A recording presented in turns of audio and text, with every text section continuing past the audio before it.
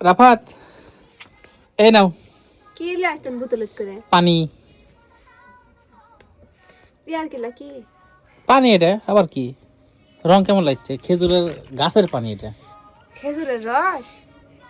এত তাই তো মনে সকালবেলা হচ্ছে। রস কোনটা পেলেন? ঠান্ডা হয়ে আছে কত বাবা। সেই আর ঠান্ডা। একবার রাফাত পেটে ছিল, দেখি। রস খাওয়া হয়নি। তাহাইয়া দাও তো, একটা গ্লাস দাও। দেখি ধরো। আর একবার কিন্তু আমার রস খাওয়া হয়নি, রাফাত পেটে ছিল। ওই ওই জন্যে- মুড়ি আছে তো। ও, মুড়ি আছে দেখি।